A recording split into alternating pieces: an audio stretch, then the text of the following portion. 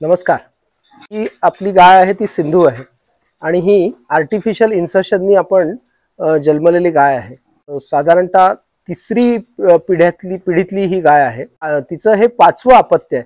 पहिला कृष्णा होता, दुसरा श्रावण होता, तिसरा लक्ष्मी झाली आणि चौथी गौरी आणि आता ती पाचव्या वेळेला प्रेग्नंट आहे। पाचव्या वेळेला ती गर्भार आहे। त्या गर्भारपणामध्ये त्या गायीची काय काय लक्षणं दिसतात त्याच्याकरता हा आपण आता व्हिडिओ करणार आहोत। जसं आपल्या मनुष्याचा जो गर्भारपणाचा कालावधी आहे तो 9 महिने 9 दिवस आहे, तसा गायींचा सुद्धा गर्भार कालावधी 9 महिने 9 दिवसाचा आहे।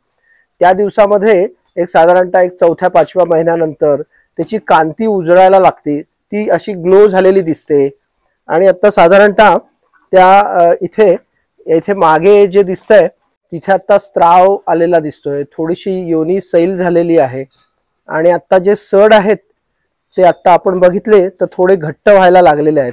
ओटीपोट थोडंसं खाली उतरलेलं आहे। या इथे खाली जी अशी ही जी नव दिसते, जी नस आहे ती दुधाची आहे। ती जर ठळकपणे दिसत असेल तर तिची दुधाची मात्रा चांगली आहे असं समजायचं। साधारणतः पहिल्या वेताला तिचं दूध 2 लिटर आपण काढत होतो आणि 2 लिटर वासराला ठेवत होतो, असं 4 लिटर दूध निघत होतं। पुढच्या ह्याच्यापासून थोडंसं 4.5 लिटर 5 लिटर पर्यंत ती गाय गेलेली आहे। वेण्याचा कालावधी जवळ आलेला आहे, त्यामुळे थोडीशी ती अस्वस्थही आहे आता। आणि आज तारीख आहे 16 तारीख आहे, 16 मार्च 2025।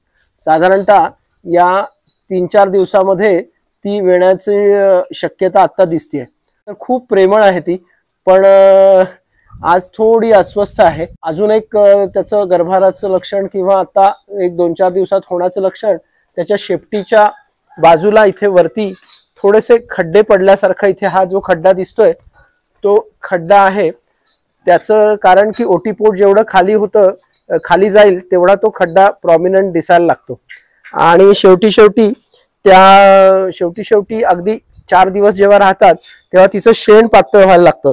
आता अजून हे इथे शेण दिसतंय, अजून काही ते पातळ झालेलं नाही, त्यामुळे जेव्हा शेण पातळ व्हायला लागतं तेव्हा एक 2-3 दिवसात तिची डिलिव्हरी होणार असं साधारणतः त्याचे लक्षणं दिसतात। ही सगळी त्या गायीची लक्षणं आहेत। आता आम्ही तिची वाट बघतोय, या 2-4 दिवसामध्ये ती येईल।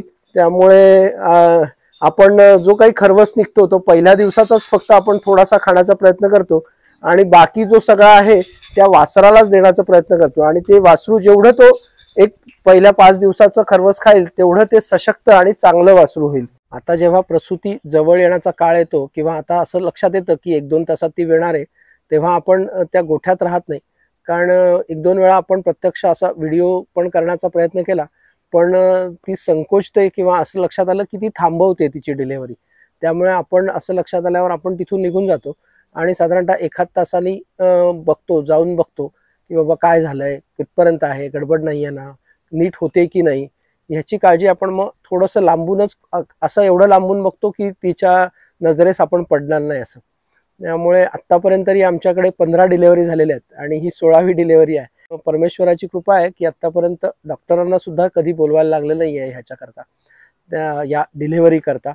त्यामुळे तिच्या चांगल्या प्रसूतीची आपण मनोकामना करूया। धन्यवाद। गावो विश्वस्य मातरः, वंदे गो मातरम्।